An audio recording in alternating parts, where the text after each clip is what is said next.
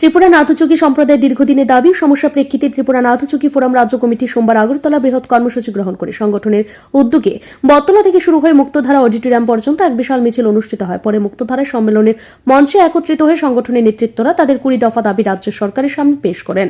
নাথযোগী সম্প্রদায় ভারতে প্রাচীন শৈব সাধনা পন্থার অন্যতম ধারক। গোরক্ষনাথকে এই সম্প্রদায়ের আধ্যাত্মিক গুরু হিসেবে মানা হয়। মধ্যযুগ থেকে উত্তর ভারত, বাংলা ও উত্তর পূর্ব ভারতে নাথযোগীরা ধর্মীয় সাধনা ছাড়াও সামাজিক সাংস্কৃতিক জীবনে অংশ হয়ে আসছেন। ত্রিপুরাতেও নাথযোগীরা বহুদিন ধরেই সমাজে সক্রিয়। তাদের ভূমিকা সঙ্গীত, যোগচর্চা, তাঁত বুনন ও আধ্যাত্মিক চর্চার সঙ্গে ওতপ্রোতভাবে জড়িত।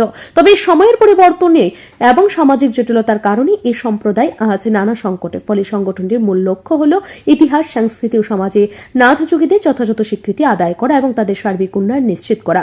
সম্মেলন মঞ্চ থেকে নেতৃবৃন্দ একে একে সম্প্রদায়ের নানা সমস্যা তুলে ধরে বলেন, দীর্ঘদিনের বঞ্চনা কাটিয়ে উন্নয়নের মূল স্রোতে নাথযোগীদের যুক্ত করতে এই কর্মসূচি। তাদের দাবির মধ্যে উল্লেখযোগ্য হল প্রতিটি গ্রাম পঞ্চায়েতে, নগর পঞ্চায়েত ও পৌর এলাকায় সরকারি ব্যবস্থাপনার সমাধিস্থল গড়ে তোলা, নাথযোগীদের সমস্যা সমাধানে মুখ্য সচিবের নির্দেশ দ্রুত কার্যকর করা, নাথযোগী ডেভেলপমেন্ট কাউন্সিল গঠন করে সমাজের আর্থ সামাজিক উন্নয়ন নিশ্চিত করা।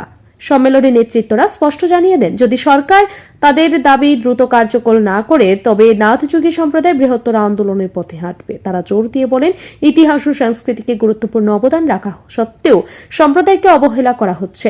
সমাজতাত্ত্বিকদের মতে এই ধরনের সম্মেলন শুধু একটি সম্প্রদায়ের দাবি নয়, বরং রাজ্যে সামাজিক বৈচিত্র্য ও সম অধিকার প্রতিষ্ঠার সংগ্রামের অংশ। নাথযোগী ফোরামের এই আন্দোলন রাজ্যে সামাজিক ন্যায় বিচার ও অন্তর্ভুক্তিমূলক উন্নয়নের প্রশ্নে গুরুত্বপূর্ণ হয়ে উঠতে পারে। হলো প্রায় 1.5 ঘন্টার মতো। এখন আমরা শুরু করছি বটতলা থেকে মিছিল আগরতলা শহরের বিভিন্ন পথ পরিক্রমা করে এখন মুক্তধারায় গিয়ে আমরা সম্ভবত সেখানে আমাদের রাজ্যভিত্তিক সম্মেলন অনুষ্ঠিত হবে বিকাল 4টা পর্যন্ত। এখানে আমাদের রাজ্যের বিভিন্ন প্রান্ত থেকে এরা নিজেদের উদ্যোগে, নিজেদের খরচায় এসেছে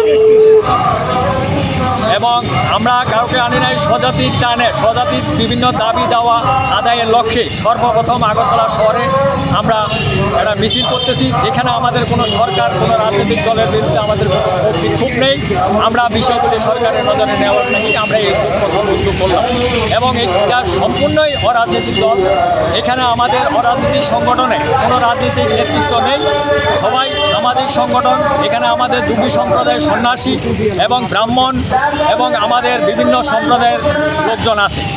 সেই হিসাবে প্রাকৃতিক দুর্যোগের কারণে আমরা আটকে গেলাম।